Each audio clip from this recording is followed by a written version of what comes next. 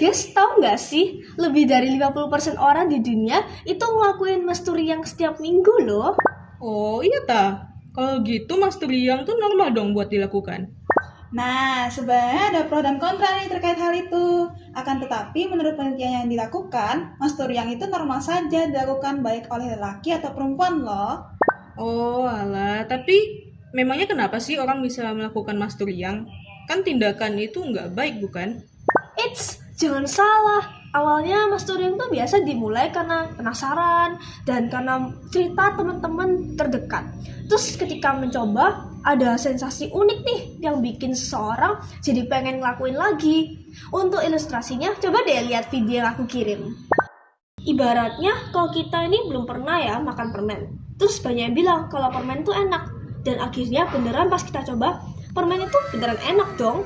Jadinya kita pasti ingin makan permen lagi dan lagi dan lagi kan ke depannya.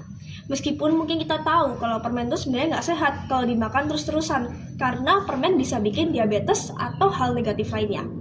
Karena ya kita kejar itu sensasi enak saat makan permen.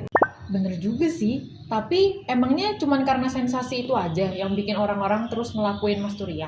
Gak juga, lama-lama bisa karena hal lain kok. Coba deh nonton video ini.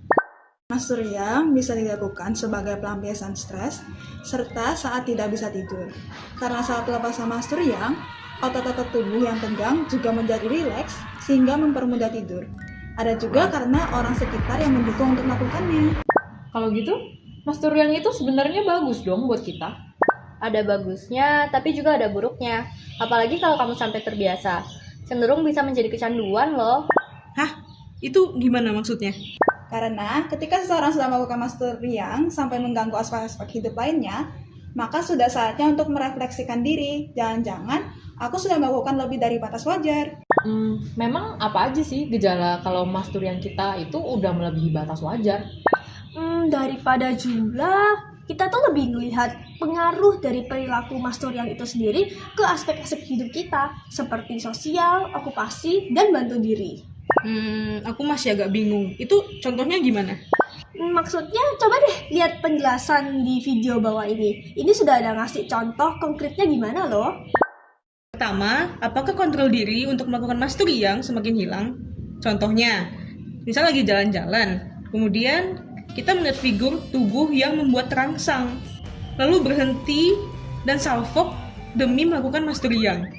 Itu udah termasuk kehilangan kontrol diri karena kita tidak bisa mengendalikan nafsu. Kedua, apakah masturbasi dilakukan untuk mengatasi masalah kehidupan? Contohnya nih, misal lagi stres karena tugas, kemudian memutuskan untuk menggunakan masturbasi sebagai pelampiasan dan juga pelarian dari masalah. Itu termasuk penggunaan masturbasi untuk cara mengatasi masalah loh.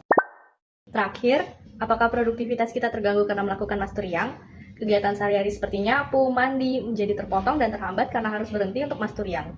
Jika sudah memasuki kriteria ini, maka masturbasi sudah melebihi batas wajar. Ih, serem juga ya.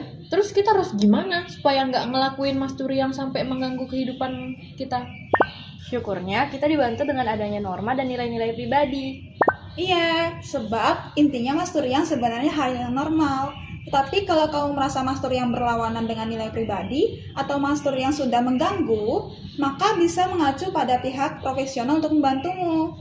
Oke deh. Sip. I agree. Hey, what happened?